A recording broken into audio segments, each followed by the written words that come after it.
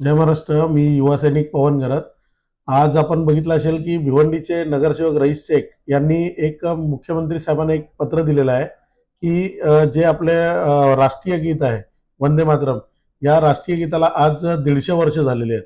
150 वर्ष झाल्यानंतर या राष्ट्रीय गीताचं कुठेही सक्ती करू नये असं त्यांनी पत्र दिलेलं आहे. तर मला एकच सांगणं आहे का या राष्ट्रीय गीताचं काय दुखणं आहे यांना. आपल्या महाराष्ट्रामध्ये, आपल्या भारतात जेवढे सगळे मुस्लिम समाजातली लोक राहतात, प्रत्येक टायमाला इलेक्शन आल्यानंतर हे कुठल्या ना कुठल्या विषयावरून लोकांच्या भावना दुखवण्याचं काम करतात. राष्ट्रीय गीत वंदे मातरम याच्यानी त्यांच्या भावना कशा दुखतील.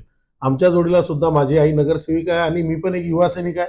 तर आमच्या जोडीला पण मुस्लिम समाजातली लोक आहेत, पण कधीच कोण या विषयावर बोलत नाही की वंदे मातरम हे राष्ट्रीय गीत सक्ती नाही झाली पाहिजे किंवा हे राष्ट्रीय गीत कुठे वाजलं नाही पाहिजे. राष्ट्रीय गीत आहे, याची सक्ती केली तरी पण चालेल. आणि हे आपल्या राष्ट्राचं बोलतात ना, राष्ट्रीय गीत आहे वंदे मातरम, हे सगळ्या स्कूल्समध्ये, शाळेमध्ये हे वाजलंच पाहिजे.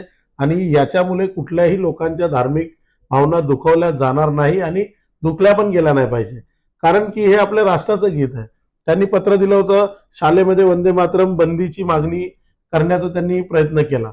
मी तर सांगेन की त्यांच्या पत्राचं उलट उत्तर झालं पाहिजे आणि राष्ट्रीय गीत हे सगळीकडे सक्ती झालंच पाहिजे. आणि हा 150वा महोत्सव हा पूर्ण महाराष्ट्रात आणि पूर्ण भारतात साजरा झाला पाहिजे. जय महाराष्ट्र.